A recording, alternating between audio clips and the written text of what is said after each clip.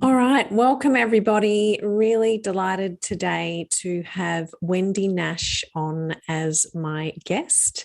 Wendy has a 4-year somatic psychotherapy diploma, and she has also a Bachelor of Psychology, and her honors thesis was where she studied the effects of loving kindness meditation on prosocial behavior. Wendy's been practicing loving kindness and other meditations for almost 20 years. All of these things that she's done have been profoundly positive on Wendy's well-being and relationships, and turned around the negatives of difficult early life experiences. So I'm so pleased to have Wendy here with us today to share her experiences that really become that life wisdom that it's so good for all of us to share with each other. So Wendy, I would love if we can just start with, about you. How did you get to be where you are now as a meditation coach? What were the steps along the way? Whatever you want to share. And, I think it's really important for people to understand the journey that someone else has been on. Thanks, Owen. Thank you for the warm welcome. And it's always interesting to hear sort of the introduction. Just, to hear it in somebody else's voice is kind of very, very nice. And it makes me sound kind of more important than perhaps I am. No. Before I go on, I do want to just say that I think it's really important to recognize the country I'm calling from. So, because if we don't know where we've come from, we don't know where we are, and we don't know where we're going. So I'm calling from Gubbi Gubbi country in Queensland. And I just really want to honour the good work and care and thoughtfulness that the Indigenous people have had on this land for 70,000 years, which unfortunately we seem to have managed to trash in about 250 years. Yep. But I really want to honour that knowledge and way of being in the world. So that's where I like to start. Thank you so much. And I would like to reiterate that for the Wurundjeri people where I am on as well. Thank you for doing that, Wendy. It's my pleasure. And you asked about where I started. Basically, I did have a difficult early life, but I still managed to live in a few different countries, and I got married, and then I thought I had it all together. I thought I had all the answers, and then my ex-husband left. He just couldn't stay in the marriage, which was the right decision. But nonetheless, I was completely thrown for six, and I was seeing a psychotherapist, and she was very, very advanced Zen practitioner and very experienced Zen practitioner. And she just said, you need to chill. I was absolutely wound up like a clock, very prickly, very crisp, probably had anger management. I mean, I know I had anger management issues. It was very difficult. I was very bitter and hurt because of a lot of very difficult things to come to terms with. Both my sister and my father died when I was a child, and I had dropped out of school, and I'd changed schools a lot, and it was just very chaotic and difficult growing up in that environment to gain a sense of sanity and normality. So I started, and when I started, I actually didn't even know what it meant to feel loved.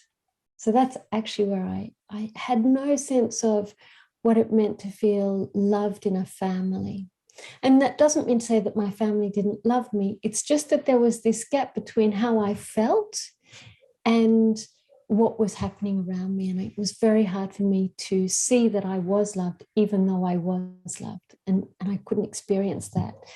So I was really angry, and I just needed to do something about that. And I found the loving kindness practices really good.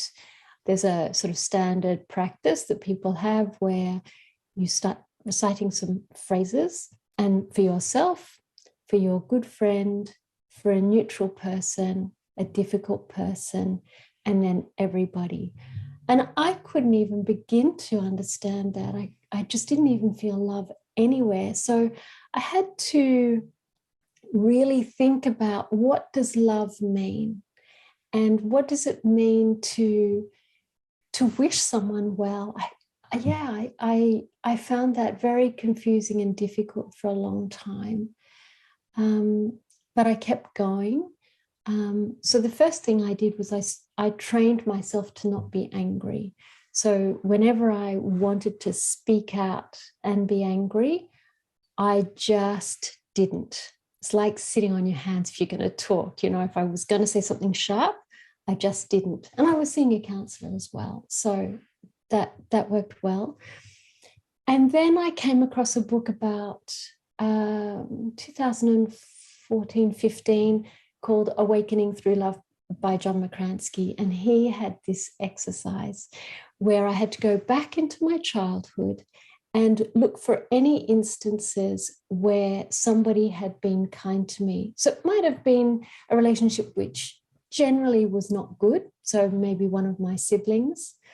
But nonetheless, there was something that one of my brothers, and I just went, oh, actually, we used to bicycle ride together. And that was really fun, you know. And so I sort of slowly increased my capacity to feel love, which was just so transformative because I was very, very bitter and hurt. So I stepped through all these things and stopped being angry, started looking for more kindness in the world. So things like, there's a practice, I think Pema Chodron, who's a very well-known Tibetan Buddhist teacher. She's North American. She's her father is actually from Melbourne. But she's raised in the US.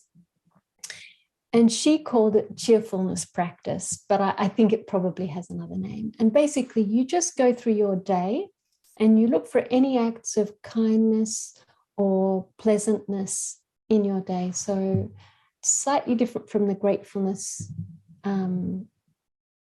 practice. But, you know, I'm so grateful for this. I personally find that quite difficult because there's something I feel like I'm doing more and I don't want to do any more. I just want to acknowledge what is there.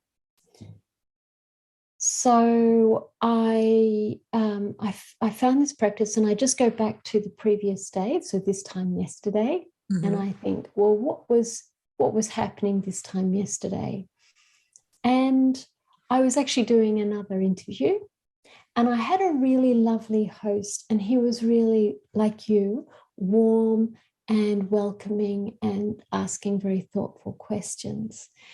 And, you know, he was really keen to engage with me in a way that was really appreciative, actually, of what I could share. So I just started there. And then I had some really yummy yogurt, which my partner had actually bought the day before on his way home. And to make sure that I had something yummy to eat during the day, or he had something, you know, like he went out of his way to the supermarket to bring me some food. And so just to acknowledge that other people are doing things for me, and to, I call it receive gracefully, you know, to not just, oh, you know, my partner, he just went grocery shopping and, you know, who cares, but really go, wow, he actually paid attention, did that, and he wanted to make me happy. So that, and if you just step through your day going like that, actually makes the day so much more pleasant and enjoyable. But it might be, after this, I'm going to go for a walk, and I've got to go to the post office, but it's quite sunny and warm here. So just to feel the sun on my back, you know, that sense, that lovely warmth. So just looking for those sorts of things. So I found all these small practices really useful for making me feel less depleted, less resentful, less angry. And So 20 years ago, I was very, very angry. And during the pandemic, when it broke, I was actually in Amsterdam on a meditation retreat. And it was March, and we were in silence. So I had no idea what had happened about the pandemic. And we were suddenly told, you've got to go home. And I looked around at the other people in the room, and I went, I am not the angriest person here. That's not me. And I was talking with a friend who I'd only known for a couple of years. And he's an experienced psychotherapist of 30 years. So he's used to sort of sussing people very, very quickly. And I said, wow, I'm not the angriest person in the room. And he turned to me and he said, you, angry? I thought, I've done it. I've done it. So that's where I started from. That's where I am. And that's been it. I was able to change, but it didn't change without application. Like I did have to make that effort to think in this moment, what am I going to do? Am I going to lash out? In which case I'm just kind of keeping those neurons in that space, or am I going to hold back? So that's how I did it. Okay, so there's a couple of things that come out from that for me is firstly, with the anger, where does it go? Like, like that beautiful analogy of sitting on your hands, I just worry about people not using the energy of their anger or getting rid of it, I guess is the thing. What would you say about that? The thing about it is that it rises up, and I don't, I guess, squish it down. I'll let it, what I often do in my meditation practice, if I find that, it's sitting, I sit for an hour every day. I don't think this is by any stretch a beginner's meditation practice to sit for an hour every day. Mm-hmm. But I sit for an hour. And then often I'll be thinking about someone, and, I had an interaction with somebody the other day, and I thought, I felt a bit humiliated by that, and I was a bit hurt and a bit angry. And so what I'll do in that instance is just say to myself, I feel angry. Yes, it's true. I feel angry. And simply acknowledging it's true. Mm-hmm. Then it goes through my body. I haven't suppressed it. I haven't ignored it. And nor have I lashed out. And so it just, it means that I don't harm others. And it also means I don't harm myself. Mm-hmm. I just allow the truth of it to come forward. Yeah, exactly. Because I just really worry about people suppressing anger and that becoming, physical or mental illness. So that's wonderful. Thank you so much for explaining that. And the other thing for me was, you talked when you were talking about the practice of recognizing kindness in those small ways, going back through the last 24 hours. But then you said something about it. You didn't feel like that was a gratitude practice. It kind of sounded like a gratitude practice for me. Can you differentiate the two? I guess, there is it's quite popular, the gratitude practice. But I feel like, I'm so grateful that I have food and others don't. There can be something a bit forced, or I'm just so, I'm having a really tough time at work, say, people have really demanding jobs, demanding family situations. I'm so grateful that I'm in a loving family. I'm so grateful my children are healthy. It can just feel a bit forced, I think, sometimes. That's why I don't like that. But if you just go, my child came to me and did so. In the interview yesterday there was the guy who was saying his son came to him and introduced he's like, Dad, he's 15. Dad, I've got this girl I'm really sweet on, and she plays basketball, and the father and the son both play basketball. So they went down there, and he was just going, now go to her and say she did that. And the son was going, oh, I can't, I'm really shy. I feel really, really shy. And there's something really beautiful about, just recognizing that the relationship is so good between the father and son that this most vulnerable experience of a teenage boy being sweet on a girl and feeling so gawky and awkward about that, and the boy's willingness to share that with his father. Now, there's nothing to be grateful in that. It's just recognizing that there's a real beauty in that. And it's an act of generosity on behalf of the son to show that. It sure is on the part of the teenager. That's an amazing outcome. Yeah. Okay, well, thank you. Thank you for clarifying that. That's wonderful. So I know that you do a lot of work with leaders, with CEOs, and especially with founders of startups. And as we talked about before we started recording, that's certainly not my target audience for this podcast and video series. But if you're out there and you're taking this content in, thank you. I appreciate you being here, whoever you are and whatever your job is. But, I do feel that whatever we're doing with our lives, firstly, we've all worked in an organisation with a leader or leaders, and we can, have some understanding of what those relationships mean and how it's so important how that leader behaves to the organisation and to you as an employee, or even in a more collegiate relationship, anyone who's leading, it's so important. And we also know, obviously, that people leave organizations because they're leaving a culture. They're not, they're kind of, they're not leaving the job, they're leaving the culture and really the people, and that stems from the leaders. So, and also my other thing is, well, we're all leaders to some extent in our own lives, even if it's just in your household, you're the leader. So just that whole concept of leadership and your expertise in that. I read your statement. It's the unowned psychological stuff the leader avoids learning about themselves that gets played out in the office, or we could swap office for whatever situation it is.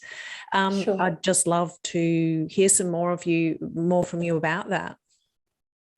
Okay, that's a really interesting. Thank you for raising that. When you've been in an organization, so you've worked in other organizations, and it feels toxic. Well, I'll say that when I've worked in organizations, my observation is, often the leader wants to be this great leader, but they're so busy focusing on themselves, they're actually not leading. They're not paying attention to the followers, so to speak. So you can't lead without being a follower. But in any of your relationships, if you think about it, I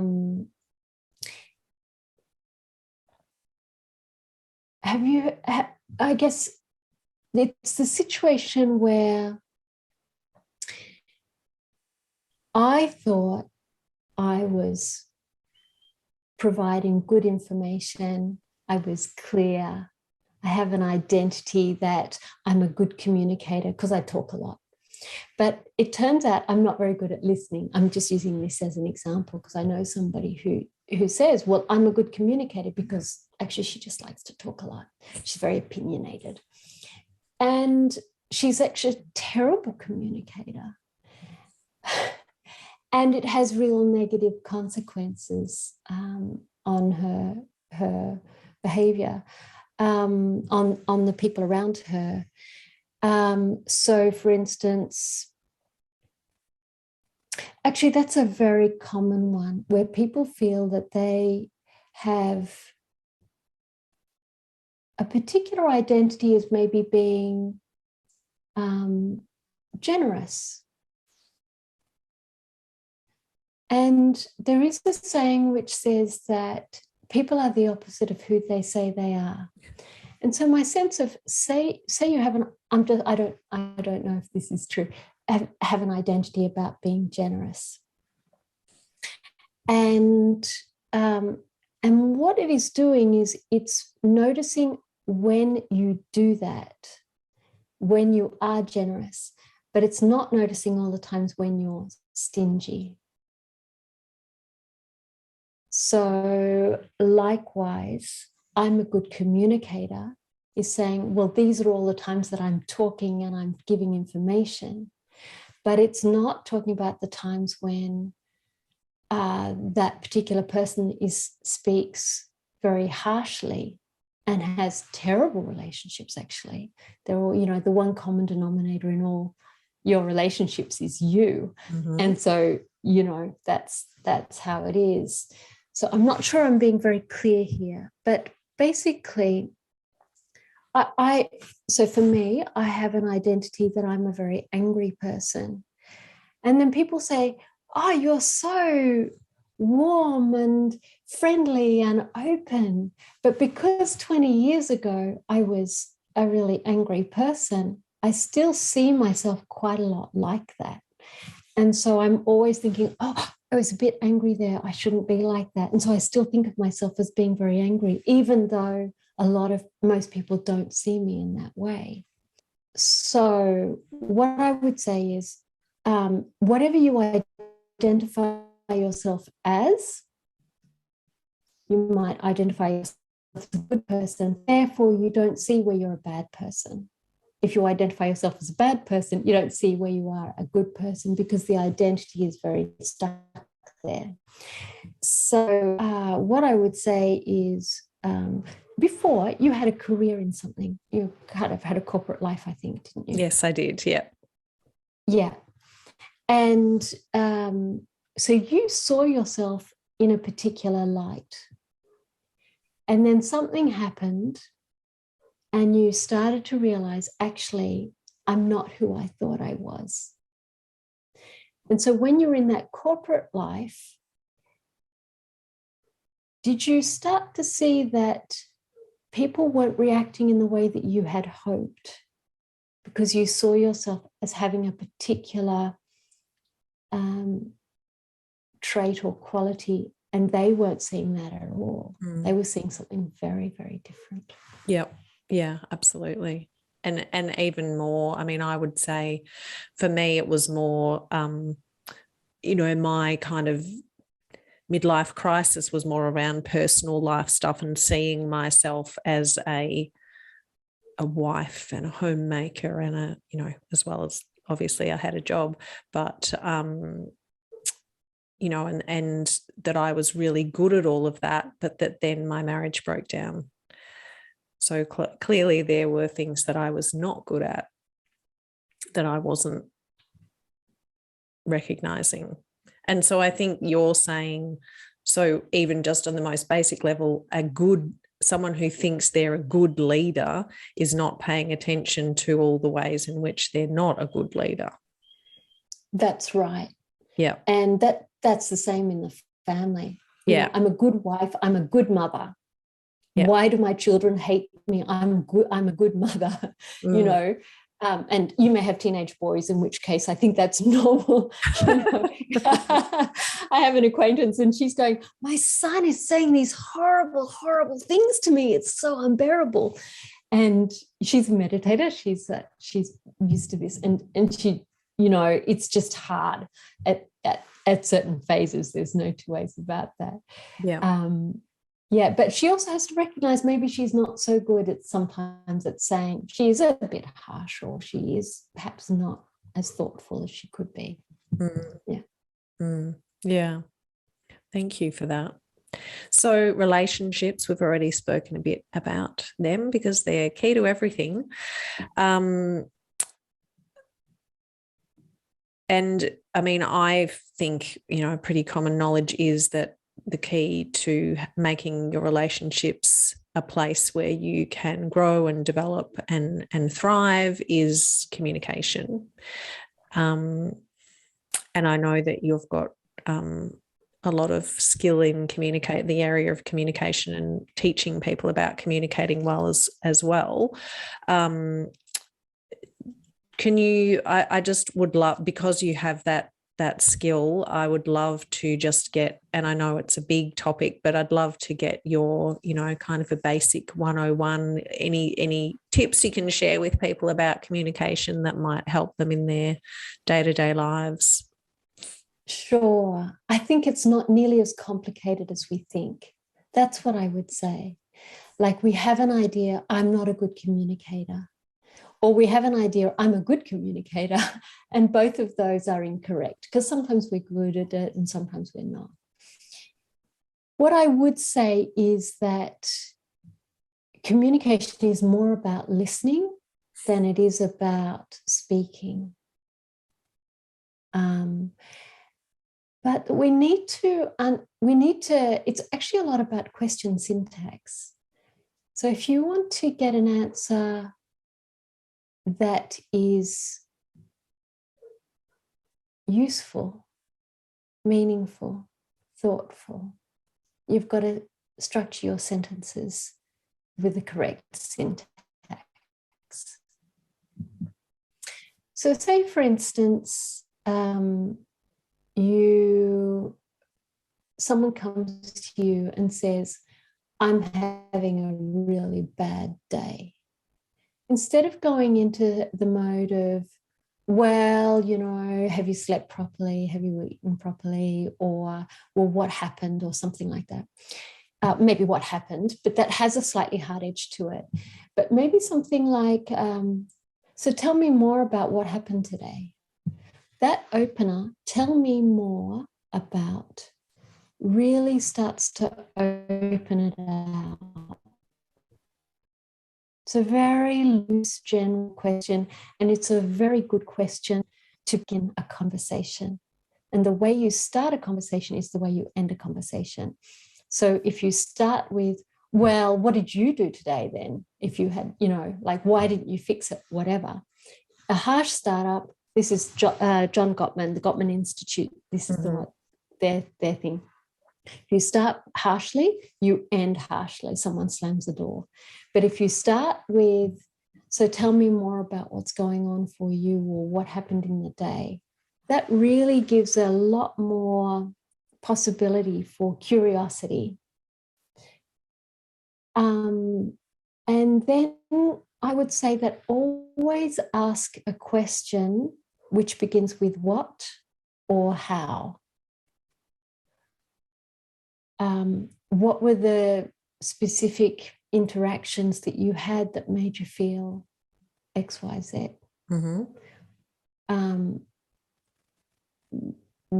What was it like to be in that situation? Or just to start with what or how did that unfold? What's your sense of it? If by asking, would you say, that's coming back to me, would you say that's because you weren't very good at communicating? Then that says it's very loaded, and it's actually, well, I'll tell you all about communication. So do you think is also it's also a closed question, and it's loaded.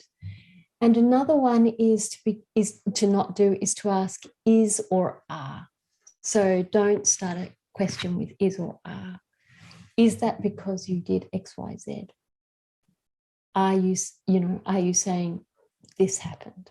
So it's good to just keep it really, really open. And then finally, we've done a lot about paraphrasing in emotions and things like that. But and active listening, where you go into a feeling, oh, it sounds like you feel angry about this.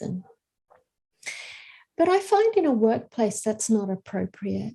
And I don't always think it's very appropriate. I think it can feel a bit intrusive, particularly if you have kids. It's not everybody wants to, it's not always the right time.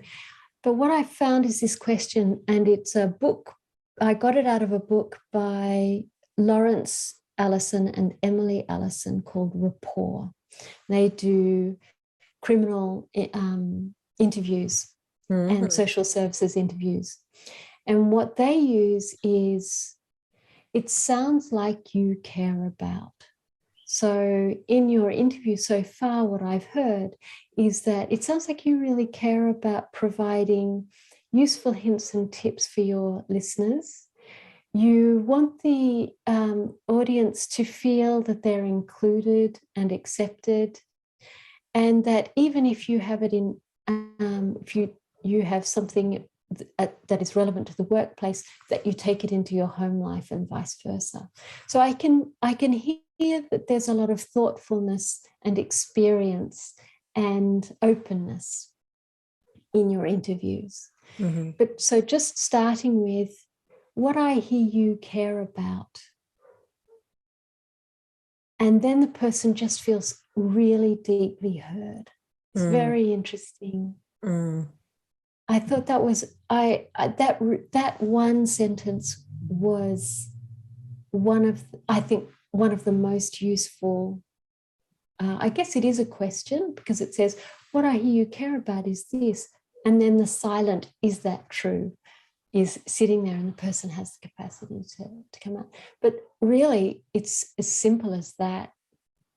It's not complicated, but it takes practice. Because I was working with a client last week, and he's an elderly gentleman. He's in his 70s. And his tendency is, do you think, and would you say, and did this, and what about that, and have that, and da, da, da. And it was very kind of perfunctory, and I didn't enjoy the conversation. And it was very difficult to retrain him. He was a journalist, as a young man. And we get stuck in our conversational habits. So just doing that really opens it out. And it just takes a lot of the tension out of, a lot of the accusation. And the other question is to never ask is why? Why did you do that? It's quite harsh. So I think it's not more complicated than that. So as an example then, so let's do the quintessential parent talking to the kid after school, and the question's always, how was school? And then of course you always get the good, or you just get a grunt or whatever. So you might say, tell me about your day at school, or something like that, correct? I heard, I did hear somebody say, choose one particular subject. Right. Tell me what happened in maths today. Yeah. Yeah. And then then if the kid goes, okay, or oh, I didn't go to maths today, and then of course you would say, why? So what would you say instead? What was happening for you? Beautiful. That didn't. What was happening for you? Yeah. Okay, so can you just reiterate those tips again? So what do we start our sentences with? So I think first question is, so you've said we can do a bit of a role play here, where you can just ask me about school today. So tell me what happened at school today, in maths. So it's tell me more. Yep. And that's really useful if someone's got a problem. I don't know how to do my science project, it's all due tomorrow and I don't know anything. I haven't read the books and I don't know. So tell me more about what you need to produce for the assignment.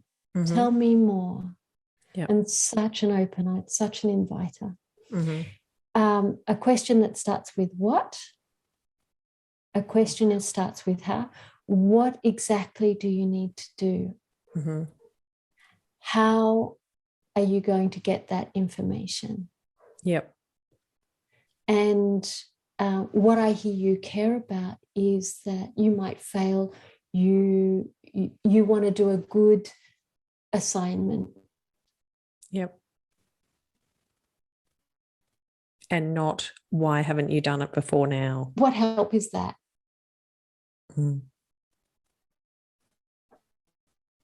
Yeah. How is that going to be a positive? The past is gone. You can't deal with that. Yeah. Great. I just want to say I don't have children. No, but that's that. I mean, but also, as we keep saying, you can apply that in any area of life. It's just that's always one that, whenever I'm getting together with friends who are also parents of teenagers, it's always that, oh, well, they don't tell me anything. And well, probably a lot of the reason is that you're not asking those open-ended questions.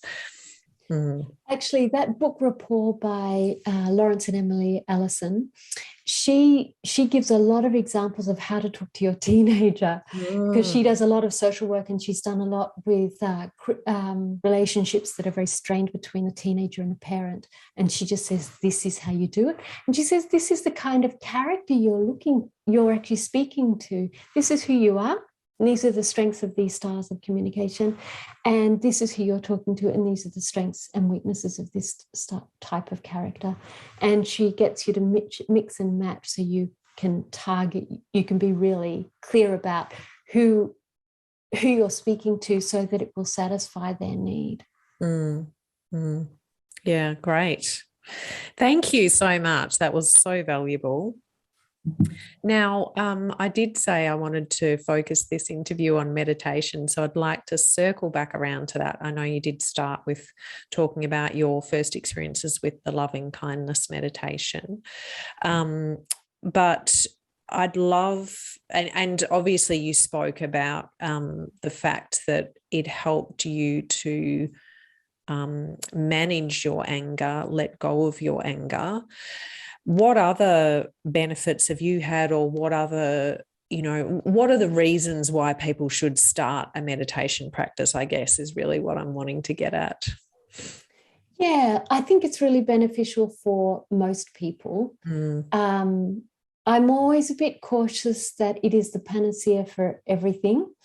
And I'm always, it's just not for everybody. Some people really don't want to, it's not their thing. They don't have the desire or anything like that.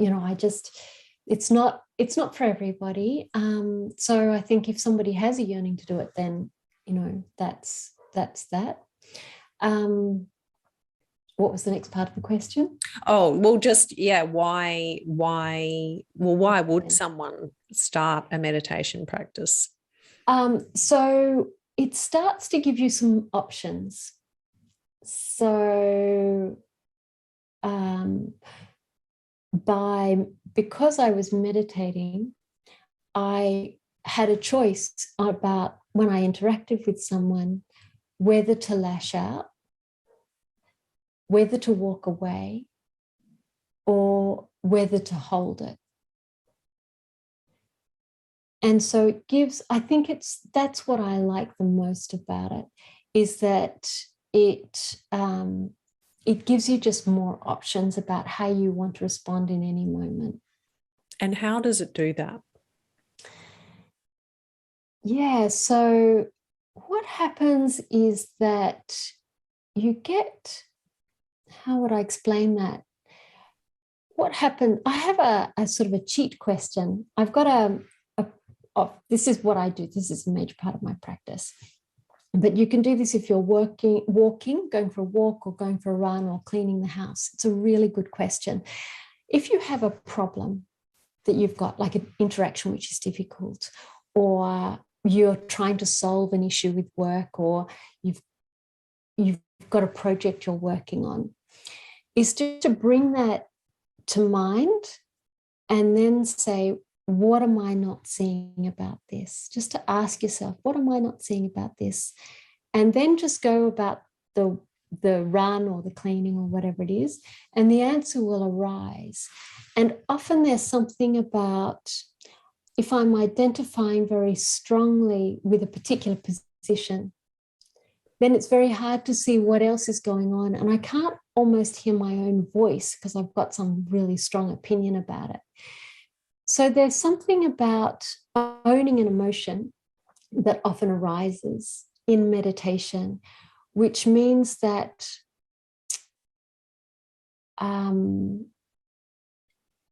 once I've owned it, so a bit like the anger, instead of automatically lashing out to somebody and being horrible, I don't feel that same pressure to respond in that way, to react in that way, I start to have a bit of an idea that I can respond in one way or I can respond in another way. I start to have that choice. Mm-hmm. So I'm hoping I've sort of been clear. And so what are you doing when you're sitting down in your meditation practice? How is that, I guess it's really, what are you doing? So how does that stuff arise for you? Yeah, it's an interesting thing. So when you meditate in the beginning, people go, wow, my mind's really crazy. I can't meditate because my mind's really crazy. And it's not that those thoughts didn't exist before. It's just that it's the first time you've heard them, and they kind of are really strong and they have a lot of physical hold in the body. So the first thing to do is to start to train to come back to the breath or whatever it is. So if the practice is, for instance, for me, to look for anything kind in the world that's happening in my world, then if I start going on to, well, he said that, she said that, she said that, he said, and I can't do that, and then they would do this and da, da, da. Instead of going down that conversation, I just can come back.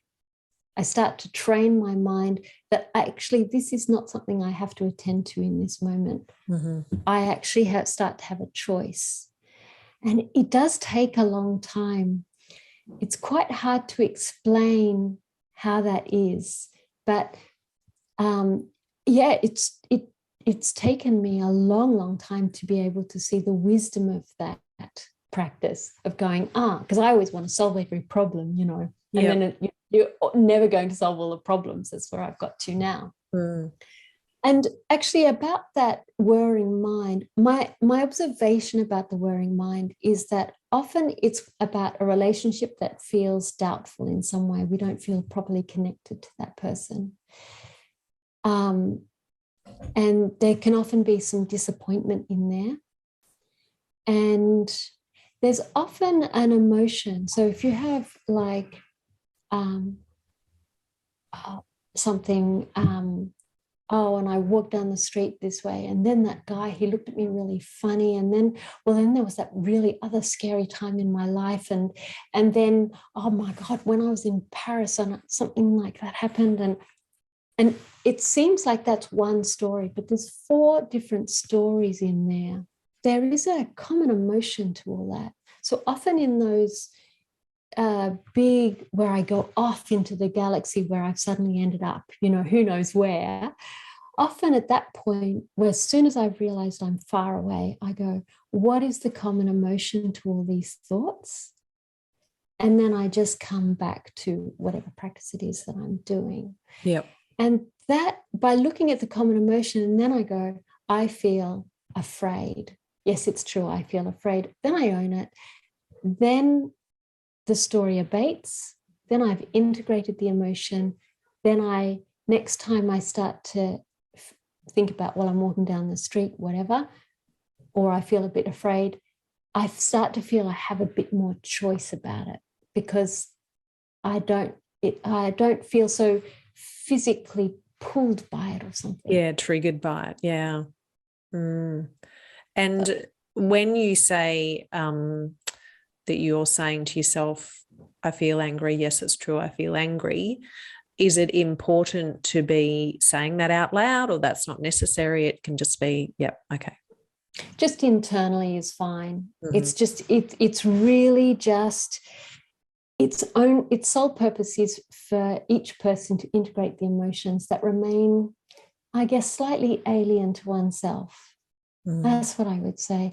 And there is this, we don't want to say, I'm angry.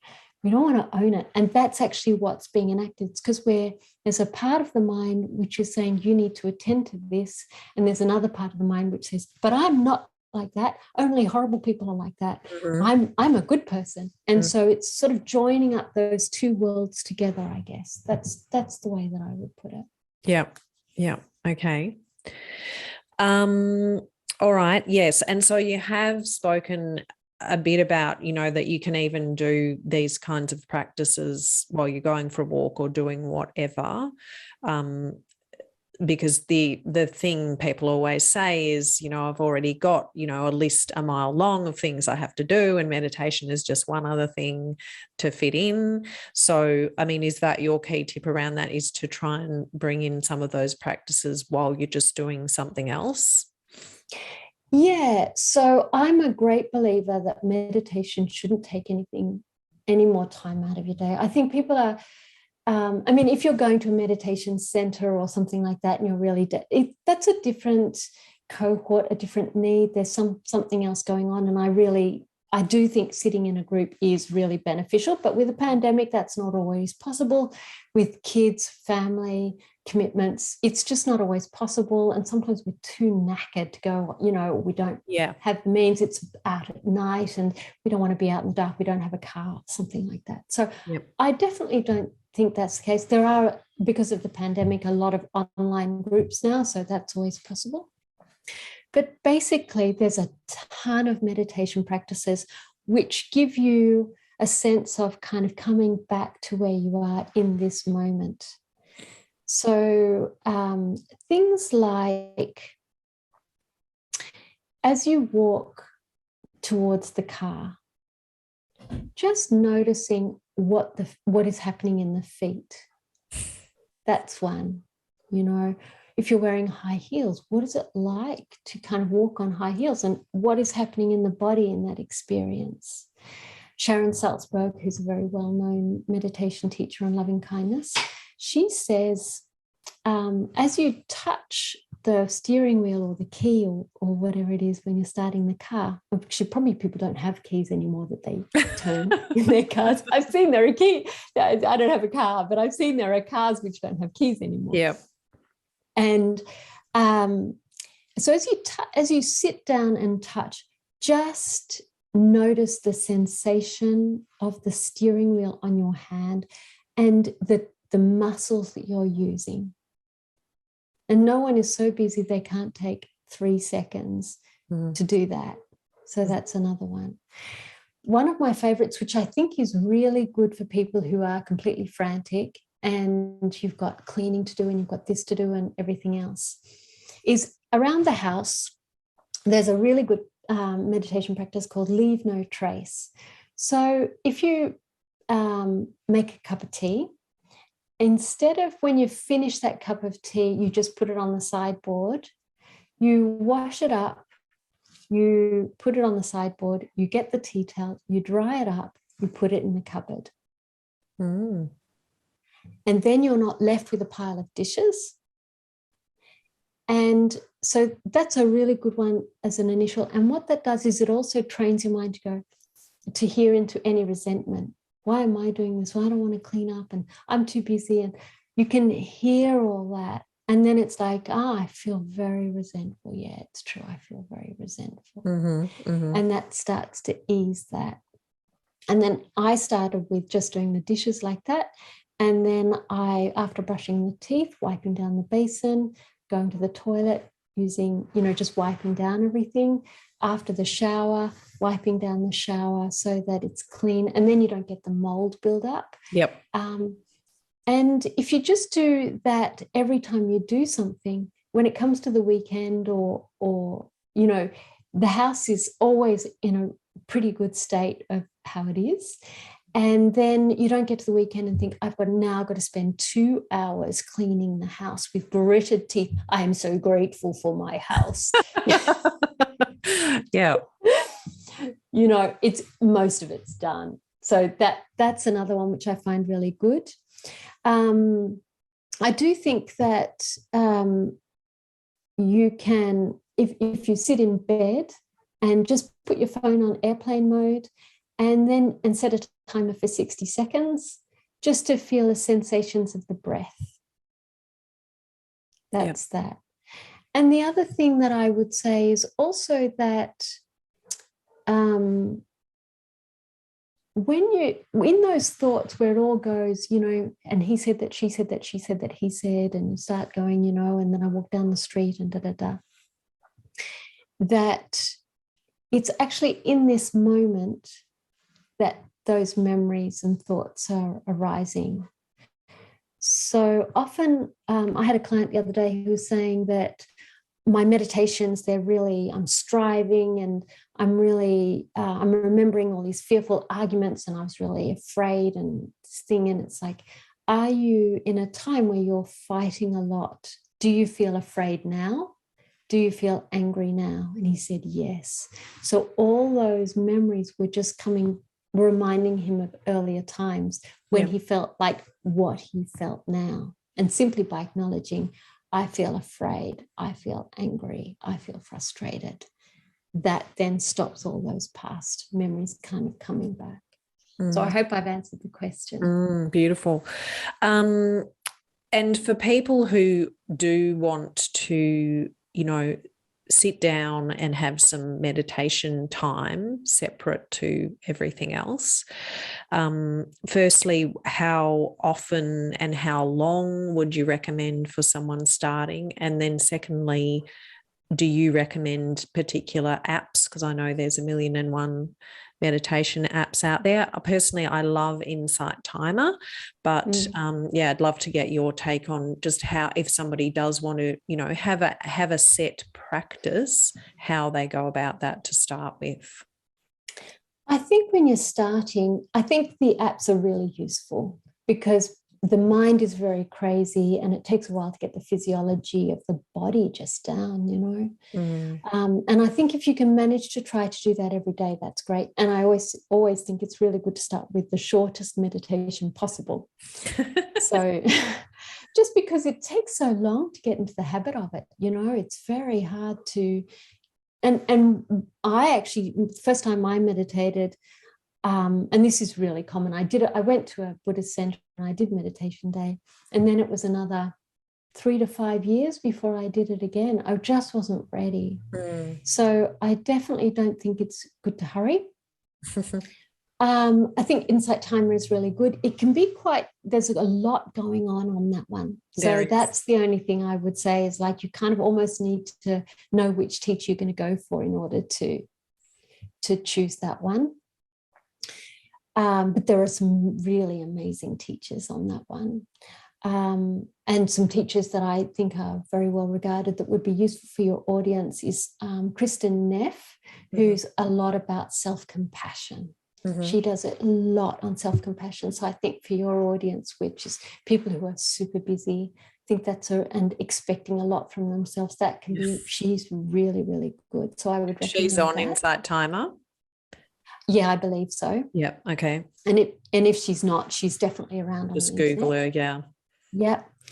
And that's Kristen with a K. The other one is also Headspace is highly recommended. It's a little bit expensive, but I have a friend and he did it. He did the course. And then he said, now what do I do? I said, go back to the beginning and do it again, and then go do it again and just keep repeating. And he kept going with it for about 3 years, just doing repeat and repeat and repeat. And he was having a really bad time at work. And he said it just completely made him sane. There's another one called Waking Up, but I think that's a bit more Buddhist-y. It is, so I think, and it's much more about enlightenment. So it's good, really interesting talk. So perhaps if you have, you're in hospital, you've got cancer or something like that, that's actually a really good one to go for. So I think they're definitely useful ones, but start small, totally. And the most important thing is to do it daily. Yeah. Right. Okay. So that was going to be my next question. Is it, should you so are you saying, like you're better off to do 5 minutes daily than to do 15 minutes a few times a week? Yeah. And I would even say, even if you can just find 1 minute a day, like don't even bother getting up to 5 minutes. 5 minutes is a lot for a beginner. 1 minute is plenty. It's absolutely plenty. I have a client and she was at 1 minute and then she went on to 2 and then she stuck at 2 for about a month and then she was, and I've got a few clients and they can just about make it to 4, 5 minutes. And they've been doing it for maybe 3 months. And I coach them every week or fortnight. on Wow. how to navigate that process. It's a big, if people can't manage to meditate, like right off the bat, that would be completely normal. Yes. Yeah. Yeah. It is a practice. So that means we have to practice it. Yeah. Okay. All right. That's great. And do you have meditations that people can access? Not yet. I have Okay. been a bit slack about that. I've got to do them. One of the things I want to do is to get the John McCransky ones, because I think they're so fantastic. But John McCransky's on Insight Timer anyway, so you can get it straight from the horse's mouth. Mhm. So he does them. No, I haven't. There's so many people who do really good Yeah. meditations. Yeah. And I'm qualified as a meditation teacher, and I do lead them with some clients. They're very tailored to the specific person and Yep. their need and whatever. But generally, I find that I always encourage people to find the one that works for them, because what works for me is loving kindness meditation of a particular kind, but that's not necessarily going to be what's going to work for you. Yeah, that's so true. What works for me is yoga nidra. Yes, we are all different. So just before we finish, Wendy, please do share, what exactly your services are that people might be interested in following you up on, and also how they can do that, where they can find you. Thank you. I do want to say thank you very much for being a really warm, kind host. It's very lovely to be in this interview. It feels very spacious. Oh, it's the good. first time I've been in an interview where I've done a few now, where I've just felt, I can be really spacious here. So I want to really thank you for really reflecting it and making that experience possible. So Thank you. That's a beautiful kindness that I will reflect on for the next 24 hours at least. So my business is called Kindly Cut the Crap. Love it. .com. So it's just kindlycutthecrap.com. There's no AU. And that's because I am a very straight to the point kind of person. And I also like double entendre. So I like to have double meanings of words, and kindly means to be kind and it means please. So I just really like, and it's a name that no one ever forgets. True.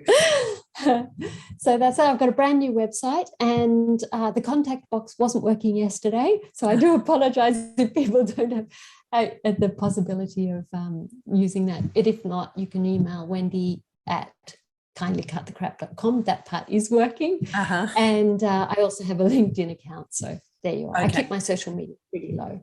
And LinkedIn is Wendy Nash. There's a couple of Wendy Nashes, so don't go to the wrong one. Find the right one. Find the right one. I'm actually in Queensland. I must update my LinkedIn profile to say that, because I've just moved, obviously. But basically what I do in terms of what services do I provide, I want to learn meditation, and then I just coach them to navigate what arises. So, and how to set up a daily practice. That's what I do. So I don't necessarily guide meditation. I just help them navigate the challenges that arise. Okay. Yep. Sounds wonderful. Well, thank you so much for your time, Wendy, and all your wisdom. I'm really grateful that you were able to give that to us today, and it was really wonderful to meet you. It's been delightful. Thank you so much, Alan.